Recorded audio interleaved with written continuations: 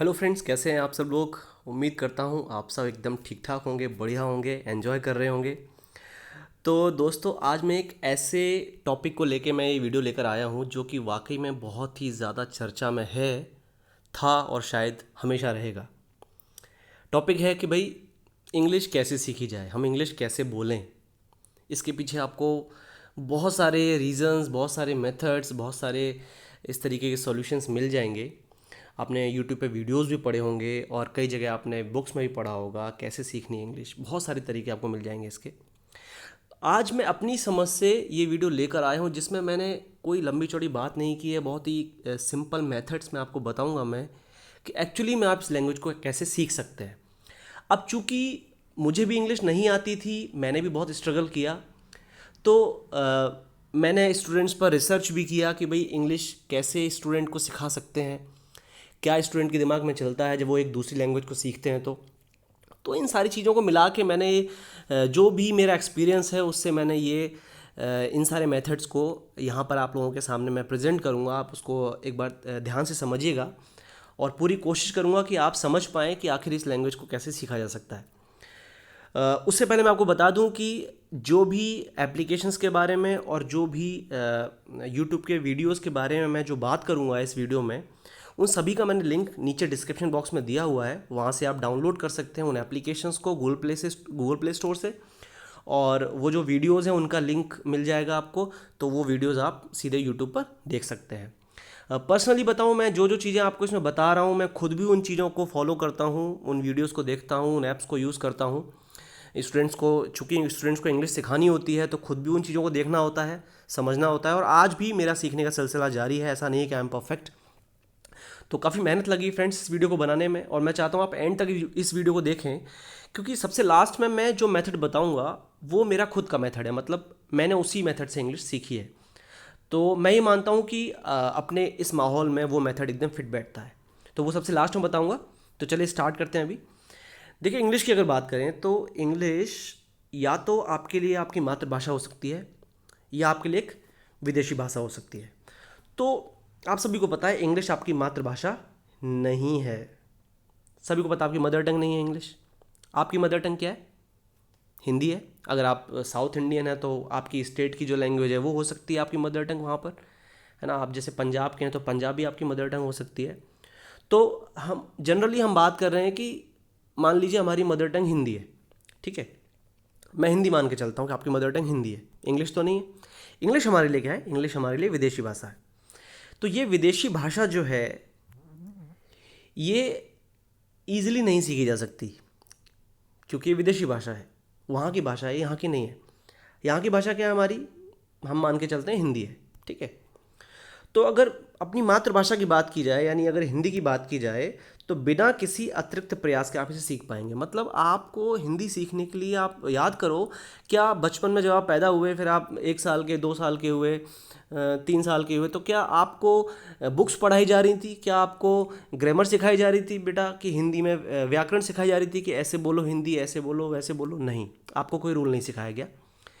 आप अपने आप ही सीख गए। अपने आप कैसे सीख गए, इसके पीछे भी एक रीज़न है। आपके आसपास सभी लोग हिंदी बोल रहे थे और आप उस हिंदी को सुन रहे थे और आप फिर उनको कॉपी कर रहे थे। ये था एक मेथड। मतलब एक्चुअली देखा जाए तो किसी भी लैंग्वेज को सीखने के लिए जो बेस्ट मेथड होता है वो यही होता है कि आपके चारों तरफ लोग उस लैंग्वेज में बात करें, आप उनको सुनो कि वो कैसे बोल रहे हैं, फिर आप उनको कॉपी करो। यही तरीका होता है किसी भी लैंग्वेज को सीखने का, बेस्ट तरीका होता है ये। लेकिन अब बात करते हैं भाई इंग्लिश की। चूंकि इंग्लिश हमारे लिए एक विदेशी भाषा है, अब ये विदेशी भाषा जो है, इसको सीखने के लिए आपको बहुत प्रयास करना पड़ेगा, बहुत प्रयास करना पड़ेगा। बस अब जहाँ बात आ गई भाई प्रयास करना पड़ेगा, वहाँ तो गड़बड़ हो गई, क्योंकि ज़्यादा प्रयास तो हमसे होता ही नहीं है ना। लेकिन नहीं, देखिए, अगर आपको बोलना सीखना है इंग्लिश तो एफर्ट्स तो डालने पड़ेंगे, कोशिश तो करनी ही पड़ेगी। अगर आप कोशिश नहीं कर सकते तो सॉरी, आप नहीं बोल पाएंगे। ये बोलते हुए काफ़ी दुख हो रहा है कि आप नहीं बोल पाएंगे, लेकिन ये सच है कि आपको कोशिश करनी पड़ेगी, तभी आप बोल पाएंगे। आगे देखते हैं भाई क्या हो सकता है। देखिए, हिम्मत मत हारिए, आप बोल सकते हैं। और ऐसा नहीं है कि इतनी कोशिश करनी पड़ेगी कि मतलब आप एक दिन थक जाएंगे और टूट जाएंगे, नहीं ऐसा नहीं है, थोड़ी सी कोशिश से आप बोल पाएंगे। देखते हैं ज़रा कैसे।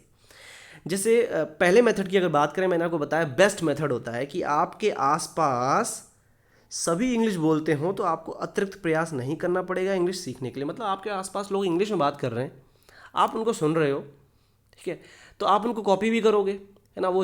क्योंकि आपको पता है अगर वो आपसे इंग्लिश में बात कर रहे हैं, आपसे इंग्लिश में क्वेश्चन पूछ रहे हैं, आपसे इंग्लिश में जवाब मांग रहे हैं, तो ऑब्वियसली आपको इंग्लिश में ही बोलना पड़ेगा। आप उनको कॉपी करोगे तो आप अपने आप सीख जाओगे, जैसे आपने हिंदी सीखी है बचपन से, है ना। तो ये एक बेस्ट मेथड होता है किसी भी लैंग्वेज को सीखने के लिए। अब मान लीजिए अभी आप इंडिया में हैं, आपको हिंदी अच्छे से आती है और आप इंग्लिश नहीं सीख पा रहे, लेकिन आपको एक साल के लिए भेज दिया जाए, अभी मान लीजिए आप यूएस चले जाएँ, यूके चले जाएँ, तो आप वहाँ नहीं भी सीखना चाहें इंग्लिश, तब भी आप सीख जाएंगे। कैसे? माहौल की वजह से, एनवायरनमेंट की वजह से। तो ये एक बेस्ट मेथड होता है। देखिए इसकी बराबरी नहीं कर सकते। तो अब भाई जब ये बेस्ट मेथड होता है, इससे सीख सकते हैं, तो इसके अलावा कोई और मेथड भी तो होंगे जो इससे थोड़े कम अच्छे होंगे, लेकिन उनसे भी सीखी जा सकती है। देखते हैं भाई क्या होता है वो। देखिए एक ये मैंने काफ़ी जगह देखा है, सुना भी है कि लोग हमें ये सजेस्ट करते हैं कि आप इंग्लिश की मूवीज़ देखिए तो आप इंग्लिश बोलना सीख जाएंगे। देखिए मैं आपको सजेस्ट नहीं करूँगा कि आप इंग्लिश मूवीज़ देखिए। क्यों सजेस्ट नहीं करूँगा? हालांकि देखा होगा कोई भी इस चीज़ का खंडन नहीं करेगा कि इंग्लिश मूवीज़ नहीं देखनी चाहिए, देखनी चाहिए। इस चीज़ का खंडन कोई नहीं करेगा, लेकिन मैं इस चीज़ का खंडन इसलिए कर रहा हूँ, इसमें कुछ प्रॉब्लम्स हैं। पहली प्रॉब्लम ये है कि जब आप इंग्लिश मूवीज़ देखते हैं तो उसमें इंग्लिश वो लोग बहुत स्पीड में बोलते हैं। जब वो लोग इतनी स्पीड में इंग्लिश बोलेंगे तो आप समझ ही नहीं पाएंगे वो कह क्या रहे हैं, है ना। पहला रीज़न तो ये हो गया। अच्छा, दूसरा रीज़न क्या है? दूसरा रीज़न इसमें यह है कि वो लोग किसी भी बात को रिपीट नहीं करते। मान लीजिए उनको उनके डायलॉग्स हैं, तो उन्होंने कोई डायलॉग बोला, सामने वाले ने कोई डायलॉग बोला, मान लीजिए हीरो ने कोई डायलॉग बोला, तो वो अपनी उस बात को पूरी मूवी में कभी रिपीट ही नहीं करेगा। बार बार मतलब कोई चीज़ उसमें रिपीट नहीं होती है। ऑब्वियसली जब बचपन में हम जब बचपन हम छोटे होते हैं, जब किसी के मुंह से हम कोई लाइन सुनते हैं, तो वो लाइनें हमारे आसपास जब बार बार रिपीट हो रही होती हैं तभी हमारे माइंड में स्ट्राइक करती हैं, हम उन सेंटेंस को हम लर्न कर लेते हैं, उन वर्ड्स को हम लर्न कर लेते हैं। तो ऐसा इंग्लिश मूवीज़ में होता है, कोई बात उसमें रिपीट नहीं होती है बार बार। जब वो रिपीट नहीं होती है तो ऑब्वियसली आपके माइंड में स्ट्राइक नहीं कर पाएगी, आप उसको याद नहीं कर पाएंगे ठीक से। और एक तो इतना स्पीड में बोल जाते हैं वो लोग। अब रही बात कि इंग्लिश मूवीज़ को सबटाइटल्स के साथ देखो, तो सबटाइटल्स के साथ जब इंग्लिश मूवीज़ को देखा जाता है तो उसमें भी एक बहुत बड़ा प्रॉब्लम होता है। जैसे आप सबटाइटल्स को देखते हो तो आप एक्सप्रेशन नहीं देख पाते, किसने क्या बोला ये नहीं देख पाते, सिर्फ सबटाइटल पढ़ते रह जाते हैं। जब तक सबटाइटल को आप पढ़ते हो तब तक वो डायलॉग निकल जाता है। तो ये थोड़ी सी प्रॉब्लम्स है। तो क्या किया जाए भाई कि इंग्लिश मूवीज़ को ना देखें? तो भाई क्या करें? मैं आपको सजेस्ट करूँगा कि आप सीरीज़ देखिए। बहुत सारी अच्छी अच्छी सीरीज़ हैं, आप इंटरनेट पे जाइए, यूट्यूब पर जाइए, वहाँ पे आप सीरीज़ देख सकते हैं। अब मैं आपको सजेस्ट करूँगा कि आप कौन सी सीरीज़ देखें। देखिए जो मैं देखता हूँ, जो मुझे बहुत पसंद है, वो मैं आपको बता रहा हूँ। यूट्यूब पर एक चैनल है क्राइसिस क्लिप्स करके। यहाँ पर जो मेरा फेवरेट है वो सीरीज़ है द फ्लैश। बहुत है, सुपर हीरो है ये फ्लैश, बहुत अच्छी सीरीज़ है। आप इसको देखेंगे तो इसमें सबसे अच्छी चीज़ तो ये है कि ऑब्वियसली सीरीज़ है, तो इसमें क्या होता है, डायलॉग बार बार रिपीट होते हैं। फर्स्ट एपिसोड में कुछ बात कही गई होगी, सेकंड एपिसोड में फिर से रिपीट होगी वो, और हो सकता है उस फर्स्ट एपिसोड में भी कोई डायलॉग बार बार रिपीट होता है। अब ऐसा क्यों होता है? क्योंकि देखिए इसमें एक सिंपल सी स्टोरी होती है जो कि कुछ चीज़ों के इर्द गिर्द घूम रही होती है। तो वापस से सुपर हीरो का वही घर होगा, वही उसके फ्रेंड्स होंगे, वही रेस्टोरेंट होगा, है ना, वही उसका ऑफिस होगा, तो बार बार वही वही जगह होती हैं। तो वहाँ पर डायलॉग्स क्या होते हैं, रिपीट होते रहते हैं। अब डायलॉग का जब रिपीटिशन होगा तो बार बार वही लाइन आपके सामने बोली जाएगी, तो ऑब्वियसली आपको रट जाएगी वो, है ना। दूसरा हम बात करते हैं, मैं आपको बताता हूँ, एक चैनल है क्रिस्टोफर ब्रिट करके। इस चैनल पर आप जो देखेंगे जो प्रोग्राम, वो है एक्स्ट्रा इंग्लिश करके। बड़ा ही बेहतरीन प्रोग्राम है।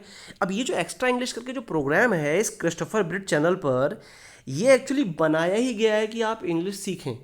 इसमें बार बार जानबूझकर इस एक्स्ट्रा इंग्लिश प्रोग्राम में बार बार कुछ लाइंस को रिपीट किया जाता है ताकि आप उनको बोलें, सीखें। और सबसे अच्छी बात यह है कि इसमें इस एक्स्ट्रा इंग्लिश प्रोग्राम में बहुत ही स्लो स्पीड होती है, मतलब बहुत ही धीरे बोलते हैं वो लोग इंग्लिश, क्योंकि उनका मकसद ही है कि आप सीखें। तो इन दोनों चैनल्स का लिंक मैंने डिस्क्रिप्शन में दिया हुआ है नीचे, वहाँ से आप डाउनलोड मतलब इनको चैनल्स को आप सब्सक्राइब कर लीजिए और इनकी प्लेलिस्ट में जाइए, और प्लेलिस्ट में जाने के बाद आप जब सर्च करेंगे द फ्लैश और एक्स्ट्रा इंग्लिश तो आपको ये वीडियोस मिल जाएंगे, वहाँ से आप देख सकते हैं। बहुत ही मज़ेदार सीरीज़ हैं, बहुत अच्छे प्रोग्राम्स हैं, आप ज़रूर देखें इनको। अच्छा भाई, थर्ड मेथड की अगर बात करते हैं तो ये वन ऑफ माय फेवरेट्स, मेरा एक मतलब मन पसंदीदा ये यूट्यूब चैनल है, मैं इसको काफ़ी देखता हूँ। ये है इंग्लिश स्पीचेस, इसका भी लिंक मैंने नीचे डिस्क्रिप्शन बॉक्स में दिया हुआ है। इंग्लिश स्पीचेस इतना प्यारा चैनल है ये, इसकी खास बात यह है कि इसमें जो भी सेलिब्रिटीज़ हैं, जो भी पर्सनैलिटीज़ हैं, उनकी स्पीचेस इसमें डाली गई हैं। तो सबसे ख़ास बात तो ये है कि इनकी स्पीचेस जो हैं वो शॉर्ट होती हैं, बहुत लंबी नहीं होती कि आप सुनते सुनते बोर हो जाएंगे। दूसरी बात, इसमें जो भी स्पीच होगी, कोई भी बोल रहा हो, वो कोई भी हो सकता है, वो पर्सनैलिटी कोई भी हो सकती है वर्ल्ड से, वो बहुत ही अच्छा बोलते हैं। तो पहली बात तो ये है कि वो ज़्यादा स्पीड में नहीं बोलेंगे। दूसरी बात, जब वो बोलेंगे तो उनके बोलने के साथ साथ ही नीचे सबटाइटल्स भी आएंगे, तो आप समझ पाएंगे ये बोल क्या रहे हैं।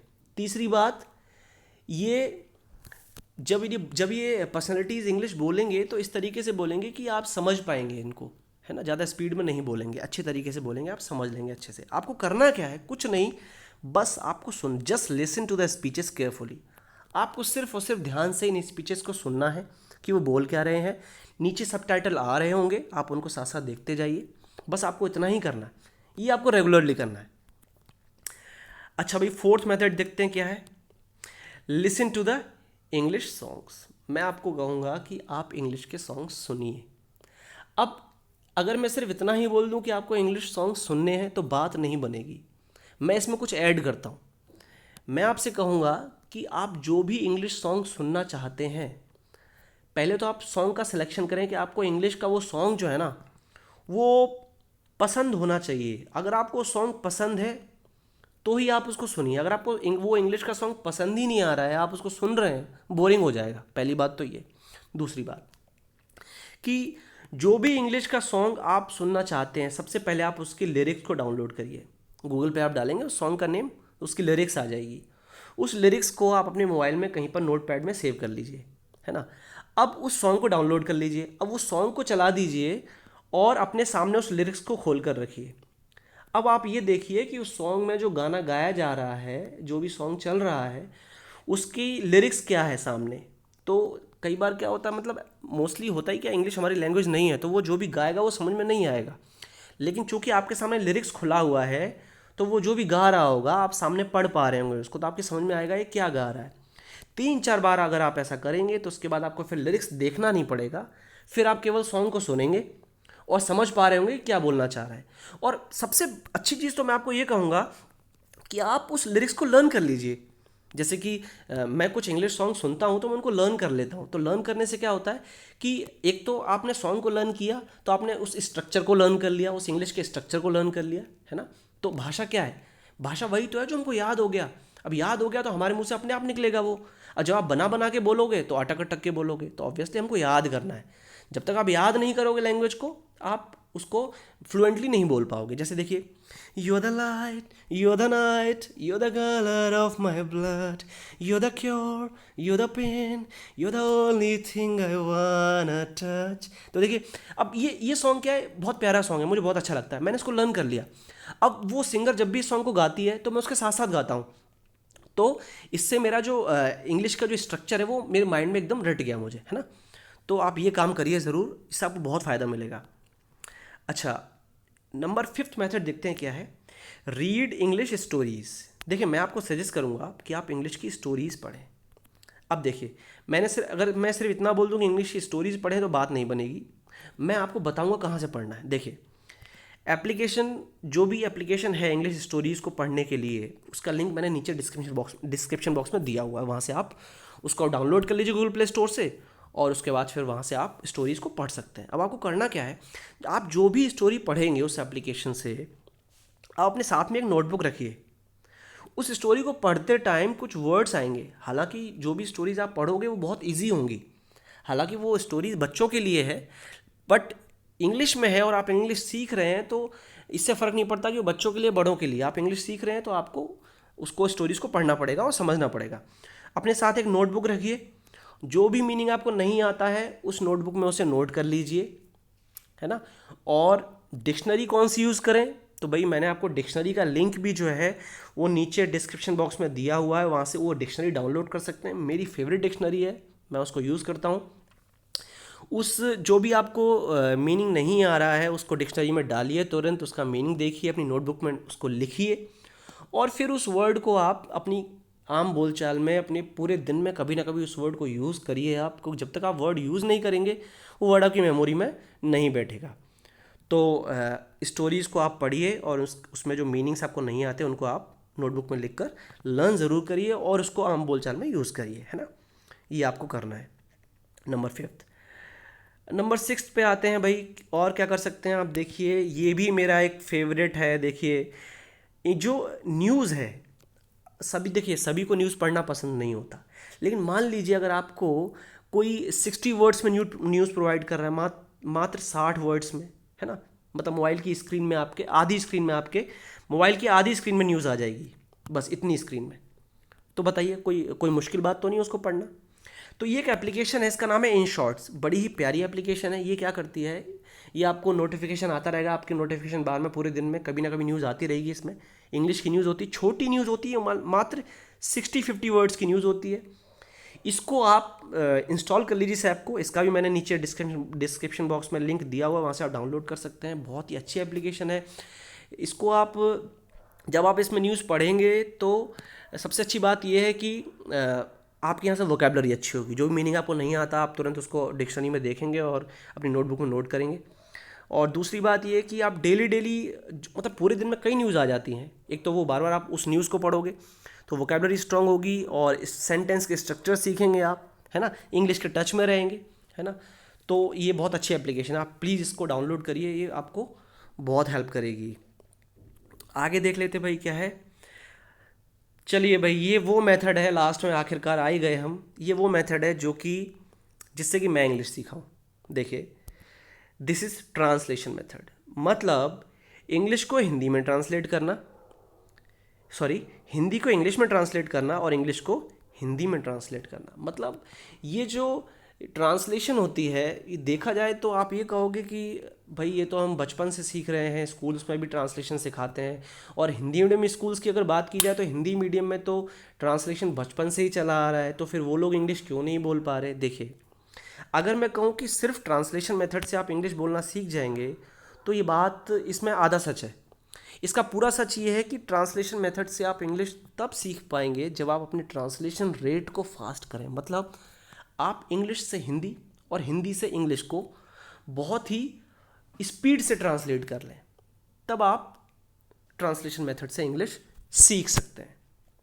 शुरुआत में क्या होता है कि जब आप ट्रांसलेशन मेथड को अपनाते हो तो स्पीड बहुत स्लो होती है। आप क्या करते हो, आपको पहले से हिंदी आती है, आपको इंग्लिश सीखनी है, तो आप क्या करते हो, आपको जब भी इंग्लिश बोलनी होती है तो आप पहले उस सेंटेंस को हिंदी में सोचते हो, फिर उसको माइंड में ट्रांसलेट करते हो इंग्लिश में, उसके बाद फिर अपने मुंह से इंग्लिश निकालते हो। तो इस प्रोसेस में क्या होता है, थोड़ा सा टाइम लगता है। लेकिन आप खुद से सोचो कि कोई भी दुनिया का ऐसा काम है जिसको आप शुरू में करना स्टार्ट करते हो तो क्या उसमें उतना ही टाइम लगता है जितना स्टार्टिंग में लगता है, उतना ही क्या आखिरी में भी उतना टाइम लगता है? नहीं, आपकी स्पीड चेंज होती है। पहले आप धीरे धीरे करते हो, बाद में वो उस काम में आपकी स्पीड बढ़ जाती है। सेम यही ट्रांसलेशन मेथड के साथ होता है। देखिए चूँकि मैंने खुद इस मेथड से इंग्लिश सीखी है तो मैं आपसे ये कहूँगा कि अगर कोई ये कहे कि ट्रांसलेशन मेथड से इंग्लिश नहीं सीखी जा सकती तो वो एकदम गलत है। अब चूँकि मजबूरी है कि हमें इस मेथड से इंग्लिश सीखनी पड़ेगी, क्योंकि हमको पहले से एक लैंग्वेज आती है। लैंग्वेज 1 हमारी हिंदी हो गई, हमको आती है, हमको लैंग्वेज 2 सीखनी है। तो देखिए यहाँ पर हमको लैंग्वेज 1 की हेल्प लेनी ही पड़ेगी लैंग्वेज 2 सीखने के लिए। अगर आप कहें कि नहीं हमको तो भैया लैंग्वेज 1 की हेल्प नहीं लेनी, हमको तो सीधे इंग्लिश ही बोलना है, हमको तो इंग्लिश में ही सोचना है, तो फिर मैंने आपको बता ही दिया कि उसके लिए फिर एक ही मेथड है कि आपके चारों तरफ जो भी लोग हैं वो इंग्लिश में बात करें तो आप भी इंग्लिश में बात करना सीख जाएंगे। लेकिन समस्या तो ये है भैया कि घर में भी पापा हिंदी बोलते हैं, मम्मी हिंदी बोलती हैं, बाहर निकलो पड़ोसी हिंदी में बात करता है, ट्यूशन में जाओ तो फ्रेंड्स हिंदी में बात करते हैं, स्कूल्स में देखो तो टीचर हिंदी में बात करते हैं। तो भैया जब सब लोग हिंदी में बात कर रहे हैं तो इंग्लिश कैसे सीखेंगे आप? तभी तो मैं बता रहा हूँ आपको कि उसके लिए ये है ट्रांसलेशन मेथड। इस ट्रांसलेशन मेथड में जैसे कि देखिए आपको एग्जांपल देता हूँ, जैसे ये है कि मैं आपको जानता हूँ, अब आप इसको ट्रांसलेट करिए। मैं मतलब आई, और आपको मतलब यू, और जानना के लिए जानता हूँ मतलब नो, आई नो यू। तो ये ट्रांसलेशन मेथड हो गया। अब सवाल ये उठता है कि भाई इस ट्रांसलेशन मेथड तो ये तो सब जगह दिया हुआ है, बुक्स में दिया हुआ है और वीडियोस पड़े हुए हैं, टेंसेस सीख लो और एक्टिव पैसिव सीख लो और ट्रांसलेशन आसानी से आ जाएगा। नहीं, मैं आपको आज ये पहला वीडियो है जिसमें मैंने आपसे ये डिस्कस किया है कि ट्रांसलेशन मेथड से इंग्लिश सीखी जा सकती है। अब आने वाले वीडियो में मैं ये डिस्कस करूँगा, बल्कि आपको सिखाऊंगा कि ट्रांसलेशन मेथड से आप इंग्लिश कैसे सीखेंगे, कैसे बोलना सीख पाएंगे आप। ये मैं आपको आने वाली वीडियोज़ में बताऊँगा। लेकिन ये बात एकदम पक्की है कि आप ट्रांसलेशन मेथड से इंग्लिश सीख पाएंगे, क्योंकि मैंने अपने स्टूडेंट्स के ऊपर रिसर्च किया है, बहुत उनको मैंने बहुत तरीके अपनाए हैं। मैंने ये भी कोशिश की मैंने कि चलो एक बार इनको सिखाते हैं कि इंग्लिश में सोच पाएँ। तो ये पॉसिबल नहीं हो पा रहा था किसी भी कीमत पर। उसका रीज़न यही है कि आसपास लोग इंग्लिश नहीं बोलते, हमारे दिमाग में हमारे चारों तरफ हिंदी ही हिंदी चलती है। तो वहाँ पर हमारी मजबूरी बन जाती है कि हमें अपनी लैंग्वेज की, जो हमें पहले से आती है, उसकी हेल्प लेनी पड़ेगी और फिर हम दूसरी लैंग्वेज को सीख पाएंगे। अब फ़र्क सिर्फ इतना है कि आप शुरुआत में आपकी स्पीड थोड़ी सी स्लो रहती है ट्रांसलेशन मेथड में, धीरे धीरे उसकी स्पीड जो है वो इंक्रीज़ हो जाती है। अब स्पीड को कैसे इंक्रीज़ करना है ये आपको मैं आने वाले वीडियोज़ में बताऊंगा। और last but not the least हम बात कर लेते हैं कि भैया ये है सबसे ज़्यादा the best method and my favourite too, मतलब सबसे गज़ब का मेथड है इंग्लिश सीखने के लिए। इसमें कोई भी अतिशयोक्ति नहीं है कि स्पीक स्पीक एंड स्पीक, मतलब अगर आप इंग्लिश बोलना सीखना चाहते हैं तो आपको बोलना ही पड़ेगा। जब तक आप बोलोगे नहीं, आप नहीं सीख पाओगे। कितना भी पढ़ लीजिए आप, कितना भी डिक्शनरी लर्न कर लीजिए, कितना भी ट्रांसलेशन सीख लीजिए, जब तक आप खुद नहीं बोलोगे, जब खुद से आप बात ही नहीं करोगे, किसी को इंग्लिश में कोई जवाब ही नहीं दोगे, क्वेश्चन ही नहीं पूछोगे इंग्लिश में, तब तक बात नहीं बनेगी। मुंह से आपको इंग्लिश निकालनी ही पड़ेगी। अब आप बोलोगे कि भाई क्या करें, कोई इंग्लिश में बात ही नहीं करता। तो मैं आपको बता दूं, इस सेम प्रॉब्लम से मैं भी गुजरा था। जिससे भी देखो, फ्रेंड से तो वो हिंदी में बात करते थे, या कभी मान लो इंग्लिश में हमने किसी से बात करने की कोशिश की तो लोग मजाक उड़ाते हैं। फ्रेंड्स बोलते हैं अच्छा तू बड़ा अंग्रेज़ बन रहा है। तो वहाँ पर देखिए आपको क्या करना है, मैं आपको बताऊँ। जब आपको पता है कि आपके चारों तरफ हिंदी का माहौल है, हिंदी बोलने वाले आप भरे पड़े हैं आपके चारों तरफ, तो आपको करना क्या है, अब आपको खुद से बातें करनी है। अब खुद से कैसे बातें करोगे, उसके लिए मैं आपको बहुत अच्छा तरीका बताता हूँ। कई लोग बोलेंगे यार मिरर के सामने खड़े हो जाइए और बात करिए। हालांकि मिरर वाला मेथड जो है अच्छा होता है, बट मैंने कभी अप्लाई नहीं किया। मैंने कौन सा मेथड अप्लाई किया मैं आपको बताता हूँ।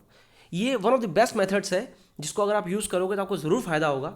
मैंने खुद से बात करना कैसे स्टार्ट किया, जैसे मान लीजिए किसी ने मुझसे हिंदी में कुछ बोला और मैं उसको हिंदी में ही आंसर करना चाहता हूँ। तो मैं क्या करता था, मान लीजिए मुझसे किसी ने पूछा कहाँ जा रहे हो, तो मैं क्या करता था, उसने मुझसे बोला कहाँ जा रहे हो, तो पहले मैं अपने माइंड में जल्दी से ये सोचता था कि कहाँ जा रहे हो को इंग्लिश में क्या बोलेंगे। तो मैंने झट से अपने माइंड में सोचा कि कहाँ जा रहे हो को इंग्लिश में कैसे बोलेंगे। तो मैंने सोची वे आर यू गोइंग, मैंने ये सोच लिया। अब इसी बीच उसने मुझसे पूछ लिया है तुम कहाँ जा रहे हो हिंदी में, तो मुझे उसे हिंदी में ही आंसर करना है। तो मैं उसको हिंदी में आंसर करने से पहले माइंड में ये सोच लेता था कि इसको इंग्लिश में कैसे बोलेंगे कि मैं मार्केट जा रहा हूँ, क्योंकि मुझे आंसर देना है उसको कि मैं मार्केट जा रहा हूँ। तो मैं जल्दी से माइंड में सोचता था I am going to market, I am going to market.